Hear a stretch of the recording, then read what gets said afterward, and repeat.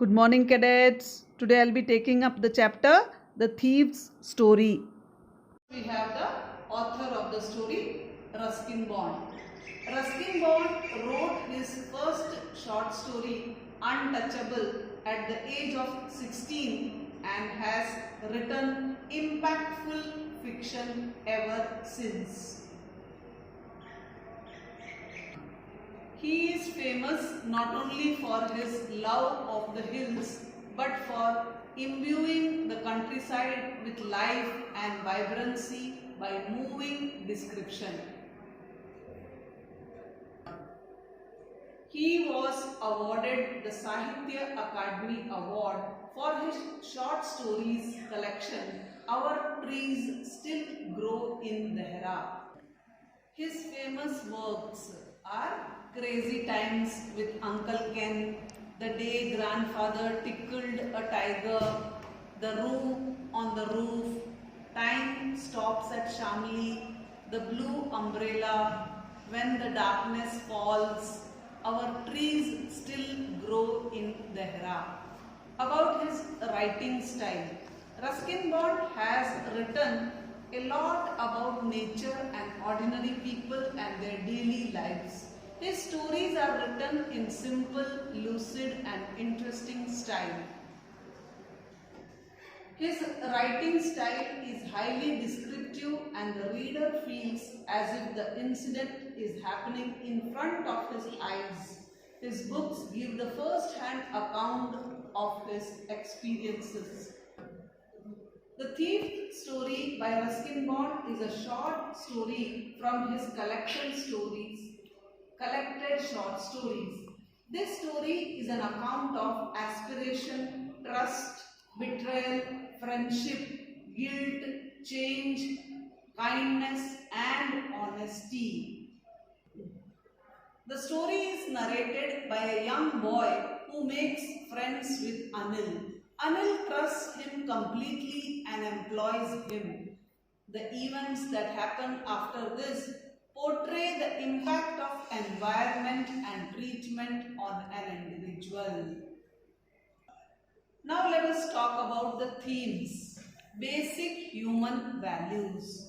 The story by Ruskin Bond highlights the fact that human values and relation can change a person. No person is born as a criminal.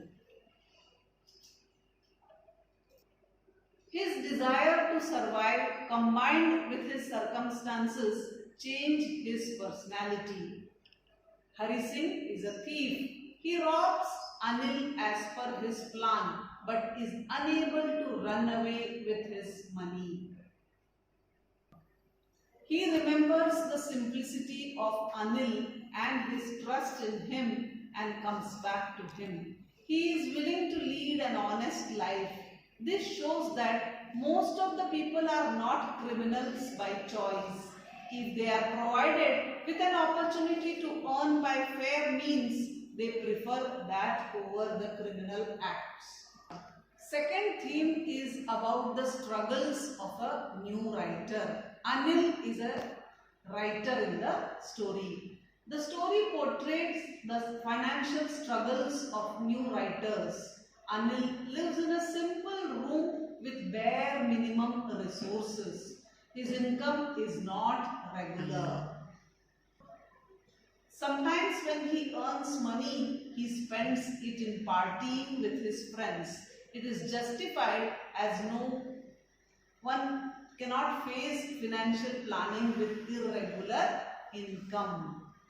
The third theme is a very important theme. The story depicts that a person's nature is not stagnant. It changes according to the environment he lives. So environment is very important for anybody's nature. Anil is a simple and kind man. He trusts the young boy who is actually a thief. Anil's good behavior changes him completely. In spite of having numerous chances, he does not rob Anil. At the end, when he steals the bundle of notes, he finds himself incapable of boarding the train with it. He feels himself burdened with Anil's blind trust in him. Aspiration. Our aspirations shape our way of life. In the beginning of the story, Hari Singh aspires to rob people.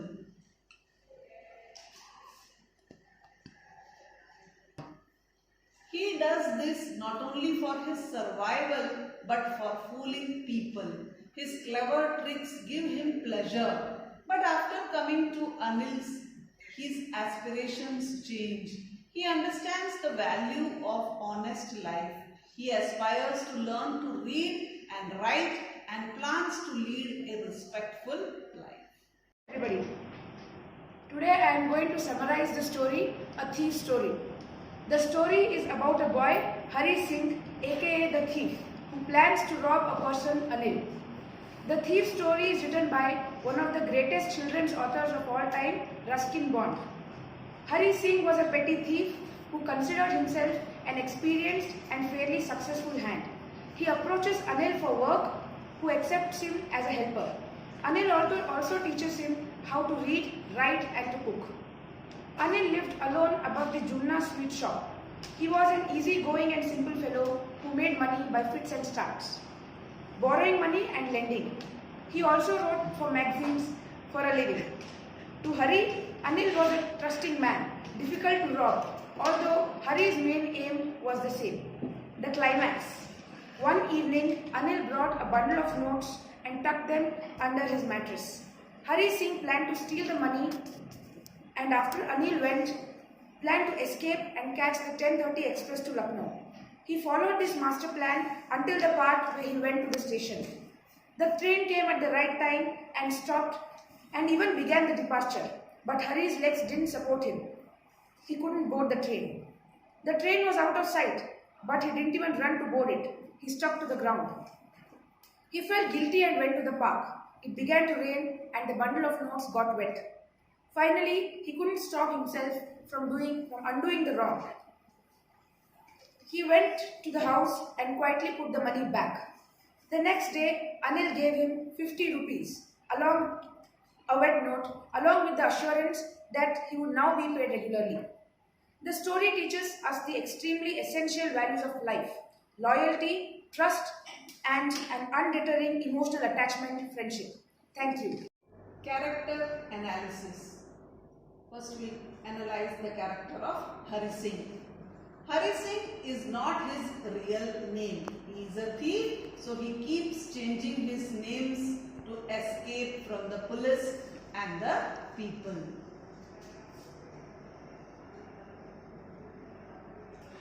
He knows how to win people's trust. Anil not only takes him home but leaves his room keys with him.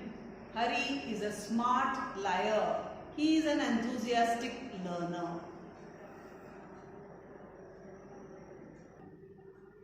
At one point of time, he breaks Anil's trust by stealing the money. However, his guilty conscience does not permit him to board the train with the stolen money. He goes back to Anil's house and begins a new life. He parts way with his old criminal ways. Next, we have the character analysis of Anil. Anil is Hari Singh's employer. He teaches Hari to read and write. Anil is a writer who does not have a regular income, but he is happy in his life. He is a careless person. He does not pay any attention to people's flaws. Flaws are mistakes. He is aware of Hari Singh's stealing 1 rupee every day from the money given to buy provisions. But he ignores it completely. He feeds Hari even when he does not have any income. Once he gets some money, he shares it with the narrator without being asked for. This shows his generosity. When the narrator sleeps in the morning, Anil makes tea himself and does not complain or scold Hari. This shows that he is humble and kind. His values in influence Hari and transform him into a good citizen.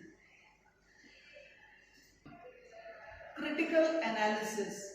The narrator of the story is Hari Singh, the thief. He is narrating his own story. The story is narrated in first person. Justification of the title. The hero of the story or the protagonist of the story is a thief named Hari. This story gives an account of his transformation from a burglar into an honest person. This transformation takes place because of the good treatment given to him by a virtuous young writer. This is the story of a thief who eventually transforms into a good person. So definitely the title of the story is apt and suitable. The story is justified. Message. Our good deeds have the power to transform even a criminal into a dignified person. A very beautiful message by Ruskin Bond is our good deeds. If we continue to do that, it can transform a criminal to a dignified person. The most important things in life are human values and relationship. More than punishment, forgiveness has the power to touch the hearts and transform people. Now let us watch the video of the chapter. Story by Ruskin Bond. I was still a thief when I met Anil, and though only 15, I was an experienced and fairly successful hand. Anil was watching a wrestling match when I approached him. He was about 25, a tall, lean fellow, and he looked easygoing, kind, and simple enough for my purpose. I hadn't had much luck of late and thought I might be able to get into the young man's confidence. You look a bit of a wrestler yourself, I said. A little flattery helps in making friends. So do you, he replied, which put me off for a moment, because at that time I was rather thin. Well, I said modestly, I do wrestle a bit. What's your name? Hari Singh, I lied. I took a new name every month. That kept me ahead of the police and my former employers. After this introduction, Anil talked about the well-oiled wrestlers who were grunting, lifting, and throwing each other about. I didn't have much to say. Anil walked away. I followed casually. Hello again, he said. I gave him my most appealing smile. I want to work for you, I said, but I can't pay you. I thought that over for a minute. Perhaps I had misjudged my man. I asked, can you feed me? Can you cook? I can cook, I lied again. If you can cook, then maybe I can feed you. He took me to his room over the tuna sweet shop and told me I could sleep on the balcony. But the meal I cooked that night must have been terrible, because Anil gave it to a stray dog and told me to be off. But I just hung around, smiling in my most appealing way, and he couldn't help laughing. Later, he patted me on the head and said, never mind, he'd teach me to cook. He also taught me to write my name and said he would soon teach me to write whole sentences and to add numbers. I was grateful. I knew that once I could write like an educated man, there would be no limit to what I could achieve. It was quite pleasant working for Anil. I made the tea in the morning and then would take my time buying the day's supplies, usually making a profit of about a rupee a day.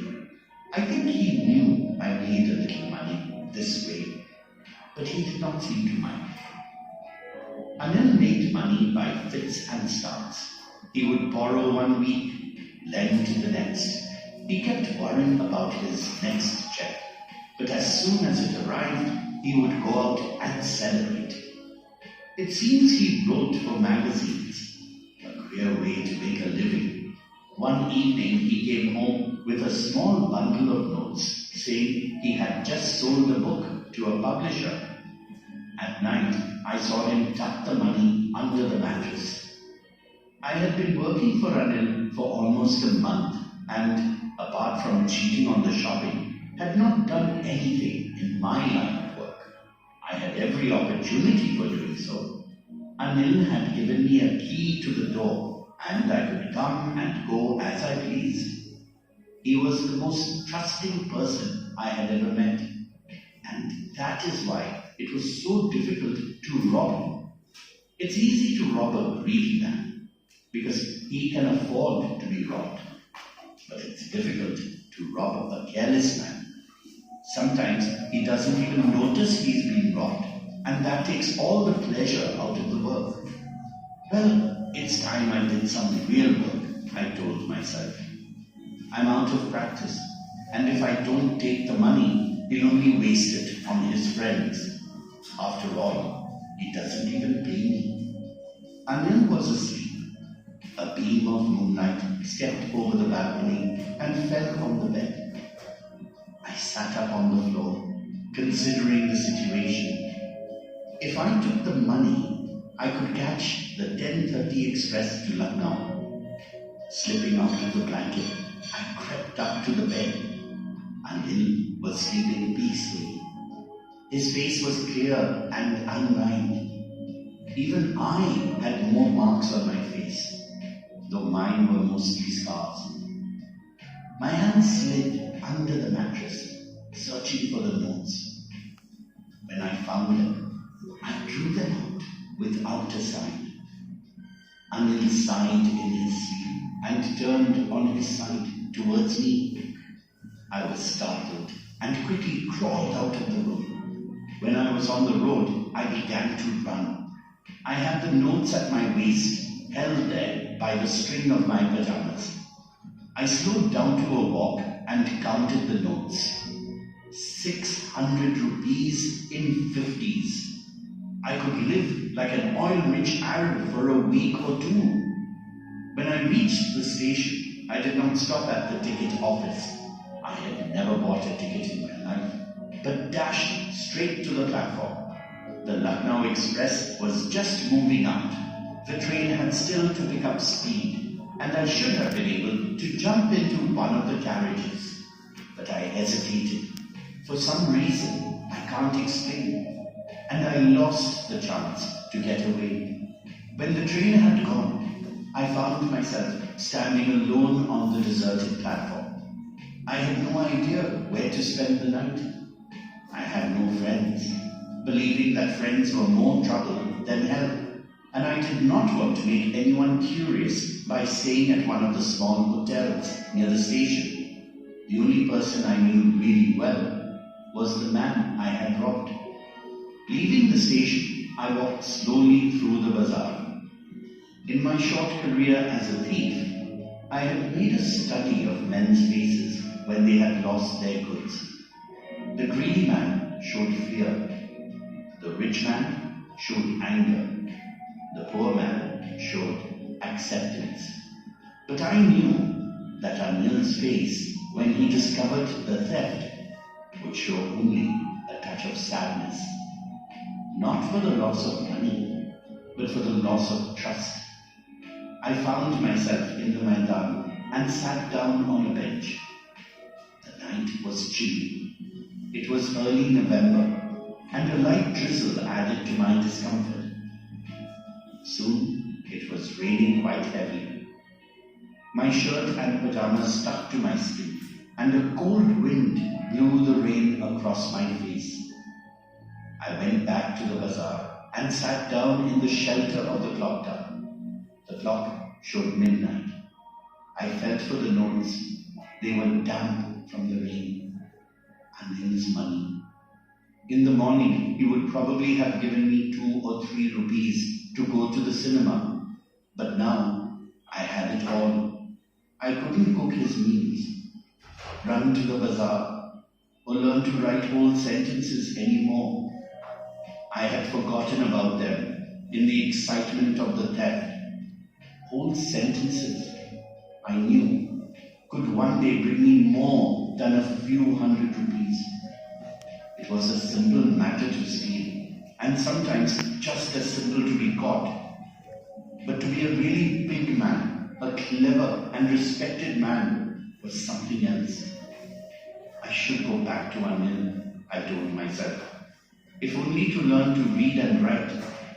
I hurried back to the room, feeling very nervous, for it is much easier to steal something than to return it undetected. I opened the door quietly, then stood in the doorway in clouded moonlight. Anil was still asleep. I crept to the head of the bed, and my hand came up with the notes. And I remained still for a minute. Then my hand found the edge of the mattress and slipped under it with the notes. I awoke late next morning to find that Anil had already made the tea. He stretched out his hand towards me. There was a 50-rupee note between his fingers. My heart sank. I thought I had been discovered. I made some money yesterday, he exclaimed. Now you'll be paid regularly. My spirits rose. But when I took the note, I saw it was still wet from the night's rain. Today, we'll start writing sentences, he said. He knew, but neither his lips nor his eyes showed anything. I smiled at Anil in my most appealing way, and the smile came by itself, without any effort.